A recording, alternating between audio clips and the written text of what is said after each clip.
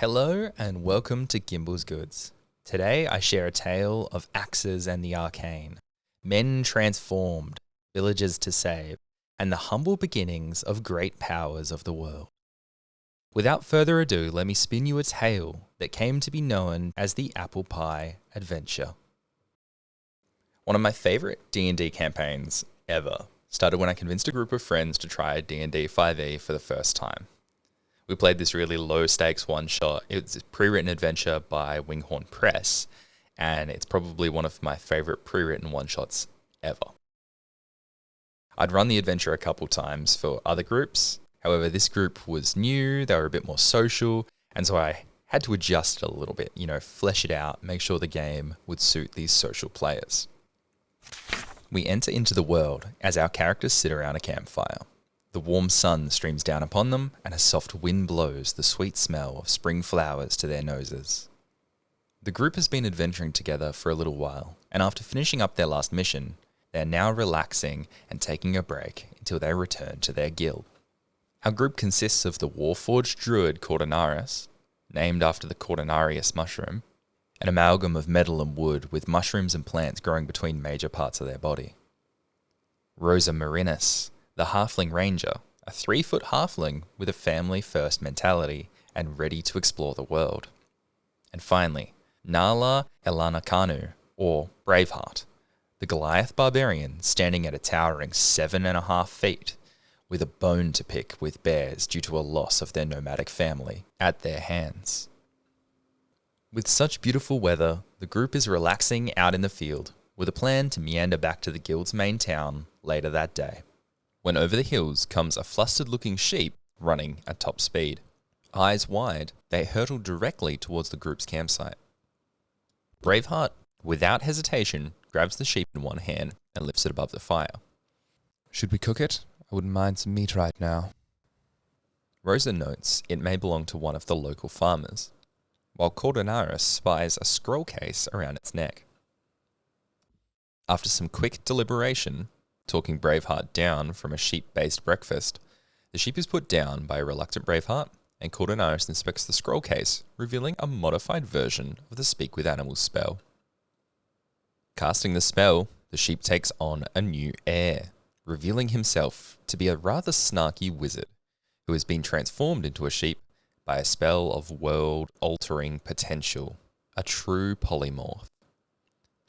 My name is Finethur Shinebright, and I am a wizard, now confined to this hooved form. It was my dim apprentice, you see, using a wand I had toiled to make. This betrayal is truly unthinkable. My apprentice has never showed signs of disdain, and to study under such a great wizard as myself is such an honor that I don't know why he would. He must have gone mad. He stole my masterpiece, the paragon of wandsmithing, and turned myself and all my attendants from the local village into animals, then locked me up. I have been held in captivity for months, I think just over a year, until I was able to steal this scroll and break myself free. I need help. I must return to my home, free my staff, and return to my human form.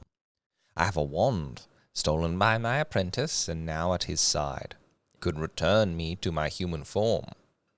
As a brilliant wizard, I would obviously offer you ample compensation for your restraint in not dining on me, and your efforts in returning me to my humanoid form. As the conversation drags on, and the group begins their deliberation, coming from the direction that the sheep had bounded into camp, comes a looming group led by a burly orc. At his sides are a pack of wolves, with strikingly human expressions, and a bear that walks on 2 legs. They approach the group, and tension fills the air. Whoa there, I see my master's sheep has run your way. I'll be needing him back, you see. It's dangerous out here, and I would hate for him to get hurt before I can lead him home. The group tries to convince Guz that the sheep is theirs and not the sheep he is looking for, stumbling through a rough conversation as Guz grows more suspicious. Seeing his suspicion grow, the group shares a look and as he shifts his posture to bring his sword off his shoulder, the group springs into action, as do the animals. Roll for initiative. Guz springs forth, sword in hand, and darts towards Cortinaris as they ready a spell to return fire. The bear roars, lifting its arms, showing its hulking size. It locks eyes on Braveheart and her bare hood, and makes a beeline for the attack. Rosa looses a volley of arrows at the wolves with skill and precision. One of the wolves is missing a lot of attacks and doesn't seem to be as driven as the others, falling behind and having hits against it blocked by the other two. This being strange, the group eyes the wolf closer, trying to get a bearing on it. Realizing this is not a full-fledged wolf, this is only a pup. Attacks land on Guz as he takes arrows and axe blows until a well-placed strike hits past his weathered defense and cleaves his head from his body. With their leader decapitated and the bear looking injured, Cortinaris makes a turn and casts Speak with Animals to try to convince the wolves to stand down. I will protect my family with tooth and claw. This wolf form is foreign to me, but I have come to know it, as you shall soon. Cortinaris begins to convince the wolves to stand down. Meanwhile, Braveheart finishes off the bear, once more taking a head as a trophy, brutalizing the bear. For what your kind did to my family, I will have no mercy. With the bear gone as well, Rosa starts to work with Cortinaris to convince the wolves to stand down. She rolls animal handling. With a success, and passing wise words through Cortinaris' Speak with Animals, the wolves are talked down. We are a family from the local village. We worked for Shine Bright for years, but were promised that we would be made human again if we were to help return him. Taking their time, the group turns together to deliberate on what they'll do next. With a wizard to help, it seems their day of rest has been thoroughly interrupted.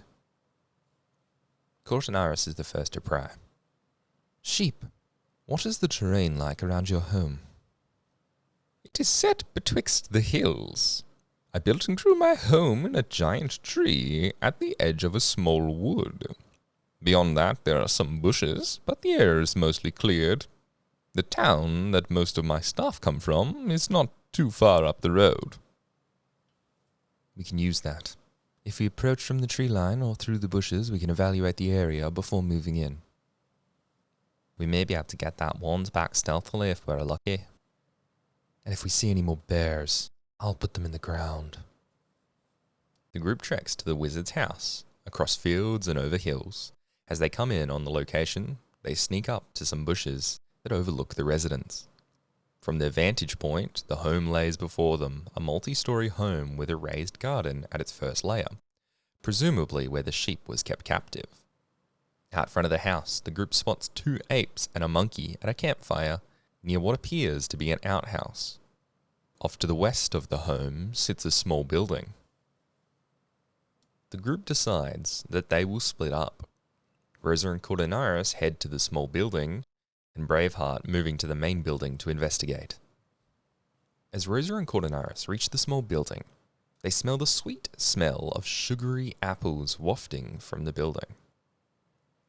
The pair push the door slightly ajar and peer in, taking in the interior of the building, seeing a small house inside. The kitchen is ablaze with action, as a full-sized bear in a little bonnet and apron works on food. The duo decide to slip inside to investigate, sure not to be seen. Once they've seen enough, Rosa decides to grab the bear's attention. The bear slowly turns and gingerly starts to speak. Oh, hello there. Who are the 2 of you? I've been baking up a storm for my husband and everyone else. I've made a few extra pies if you'd like some. What's your name? And are you one of the villagers that Nook transformed? Oh yes, I'm Martha. I was turned into a bear with my husband, and the rest of the animals here as well. Mr. Nook has promised to find a way to turn us all back, though. He's working on a solution for us now. With that, she starts slicing pieces of apple pie and plating them. Wasn't Nook the one who turned you into animals in the first place? Oh, yes, love. An accident by Mr. Noak and Mr. Finethur, to my understanding. Here's your pie, loves. Rosa is ecstatic at receiving the apple pie, biting into it right away. Cortinaris, on the other hand, as someone who can't eat, accepts the plate, but isn't as enamored. Thank you, but I cannot eat. Oh, sorry, love. I haven't met any Warforged before, so I wasn't aware. Let me take that back for you. No worries, I'll take it. With that, Rosa snags herself a second piece of pie. We cut to Braveheart, going sneaky breaky-like at the big building. She sneaks up towards its base to investigate, circumventing the apes and monkey to reach it. Every step is carefully placed to avoid drawing attention as she approaches the base of the tree that props up the building. At the bottom of the tree, Braveheart sizes it up and starts to evaluate the handholds that exist. As she sizes it up, she pulls forth memories of enemies past, focusing on them and letting them fester and build until they erupt as a full-throat scream and Braveheart enters a rage. With the sound erupting forth, she launches at the tree with all her strength and starts vigorously ascending. The two apes and the monkey are alerted by Braveheart's angered yells. They take off in her direction, matching her climbing pace with animalistic proficiency. They chatter together in a cacophony of oohs and ahs as they head forth for the roof. As they reach the roof, Braveheart draws her axe from her bear cloak and readies herself for a fight. The apes reach the roof, and we roll for initiative. Back in the small home, surrounded by the smell of apple pie, Rosa and Cortinaris finish up their pie. Well, Rosa finishing both of theirs and then some. They hear the commotion and look out the window to see a fight ensuing atop the roof. Braveheart swings with reckless abandon as she seethes with anger and her blood runs hot.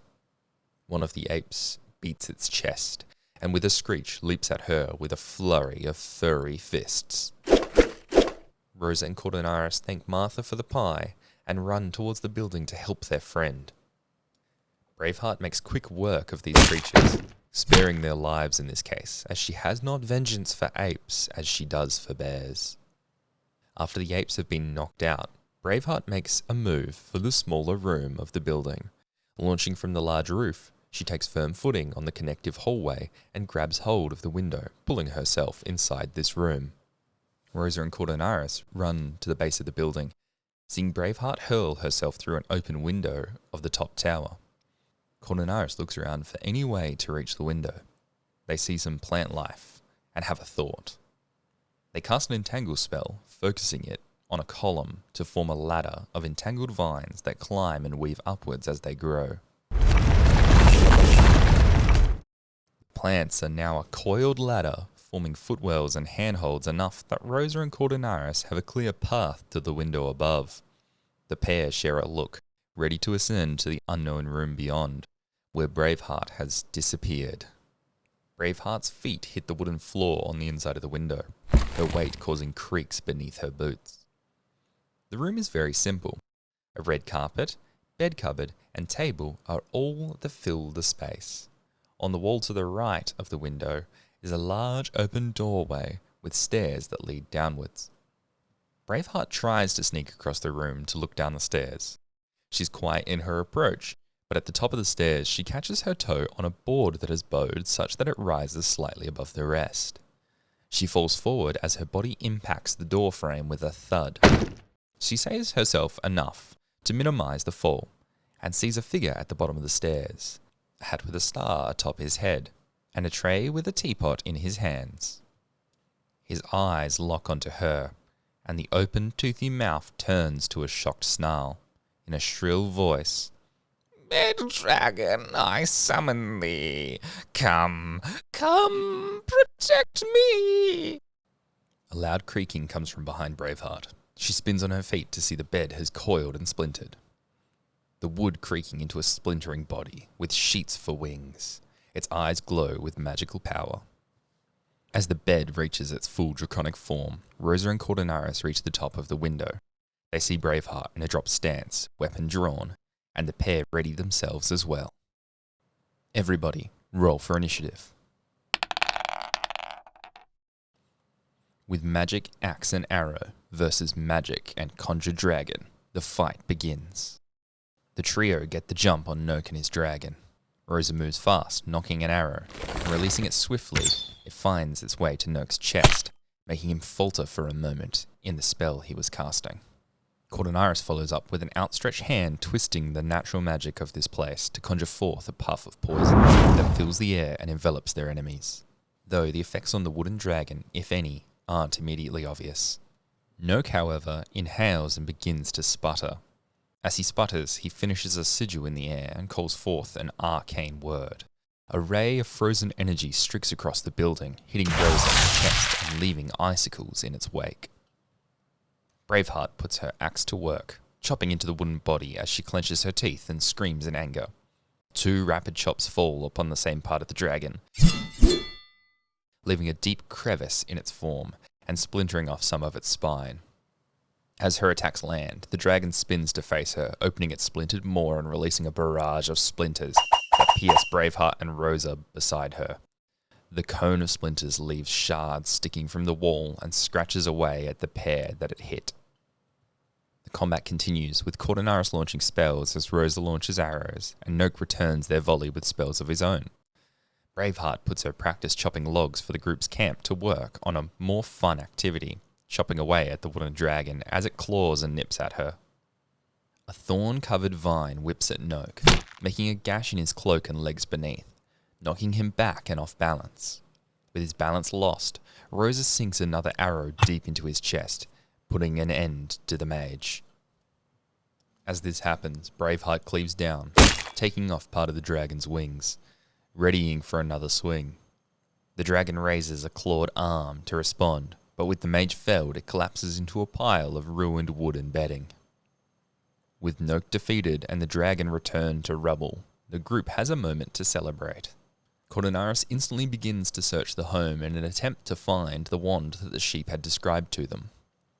Braveheart helps in searching the highest of shelves, ignoring the stepladder usually used to reach these, her towering height allowing natural reach.